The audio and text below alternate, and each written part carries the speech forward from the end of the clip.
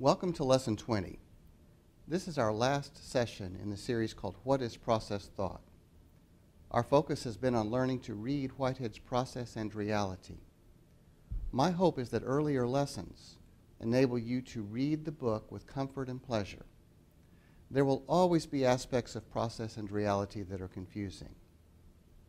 But I do hope that you can pick up the book now, turn its pages, and say, yes, I think this makes sense. I think I understand what he is trying to say. Still, you may wonder, and rightly so, well, why Whitehead? Why keep reading? Why develop his thought in further directions? Why take some of his ideas and use them? Why are people attracted to Whitehead in the first place? I will close with some of those reasons. For some, he helps overcome intellectual and spiritual fragmentation by showing how we live in a deeply interconnected world. They are drawn to Whitehead's notion of interconnectedness. They find that idea in Asian traditions, indigenous traditions in many places. Whitehead emphasizes the same and adds science to the mix. He offers a religiously meaningful and philosophically plausible way of affirming God. Indeed, many people turn to Whitehead in situations of doubt where they want to believe in God but aren't sure they can.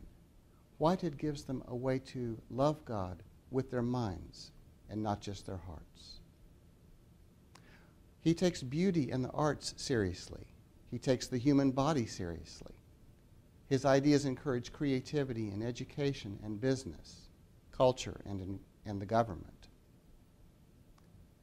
His ideas lend themselves to the development of sustainable communities, communities which are creative, compassionate, and participatory, with no one left behind. He is deeply shaped by the natural sciences, offering a worldview that is both scientifically plausible and spiritually meaningful.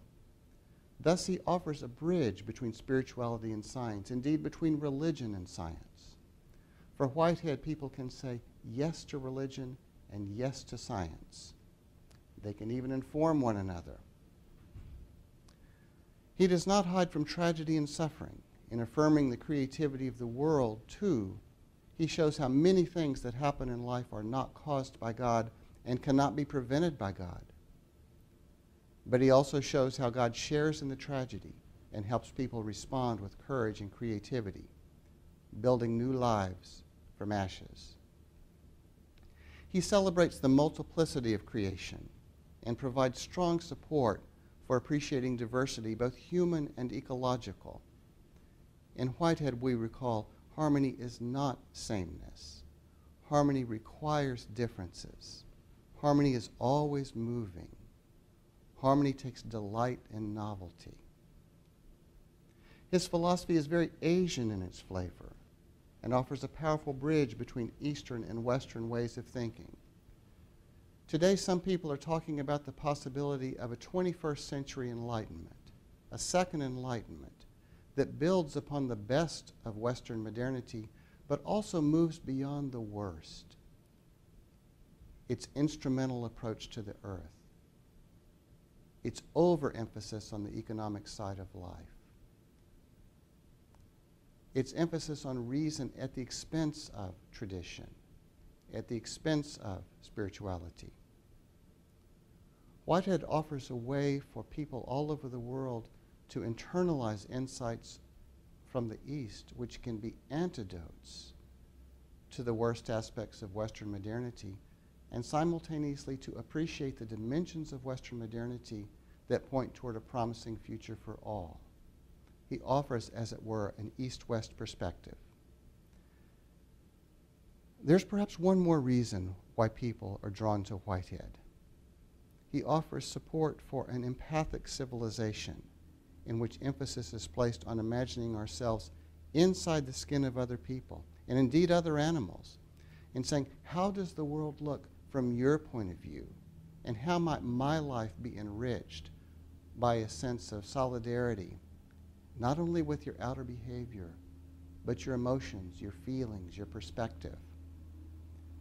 In Whitehead's philosophy, the universe is interconnected and potentially intercommunicative, interempathic even.